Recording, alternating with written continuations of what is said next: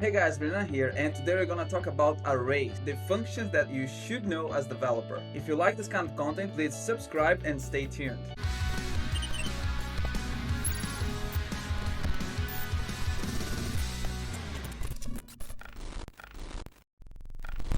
So first thing we're gonna see is that we have here an array of objects. The function we start with is the for each function and the map function. Those are the both most used that I see everywhere, and there are very important difference between them, which is the for each executes a function but doesn't return anything. If I run this function here, which is for loop each, you will see that the result is undefined. Why? Because the for each doesn't return anything. The difference between the for each and the map is that the map will loop through all the items in the order of the array, and it will return another array of results. Here I will execute this loop map function.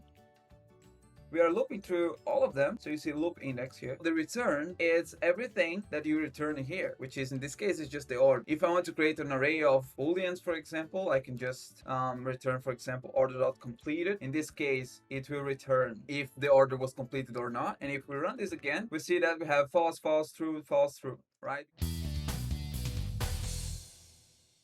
So something very important is this sum. So what basically these do? It will loop through all of the objects on the array, but it will stop looping if this return is true. So in this case, if the to-do is completed, we return true and we stop looping. So let's execute this function to see what's gonna happen. So first we loop through the index 0, which is false. We loop through the index 1, which is false. If we go to the array, we see 0 and 1 is false. And then the third one, ID 3, the completed is true. So on the sum, we return true here. And what happened is we break the loop. We have a completed task. We print this, which is a to-do. And then we return true. When we return true, we break out of the loop and then we just print it.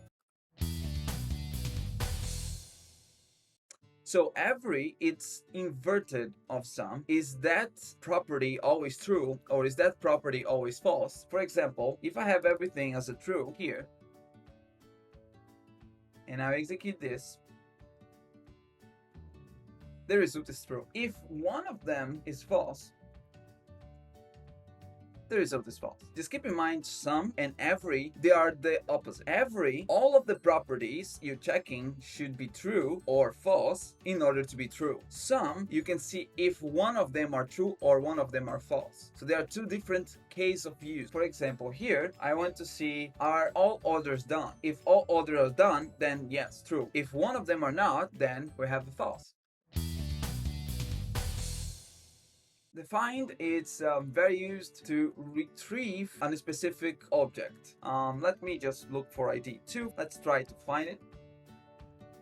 I found the result. So ID 2. If I put an ID that I don't have here, in this case, for example, 20, this to-do ID equals to 20 won't exist. It's to be false, right? So what happened is it's undefined. You pass in back here a condition, and this condition should be filled in order to find the object that you want to retrieve. If you have two IDs same, if you try to find ID 4, you see that it will bring only the first result that it finds. Amazing shake, which is amazing shake, the first one.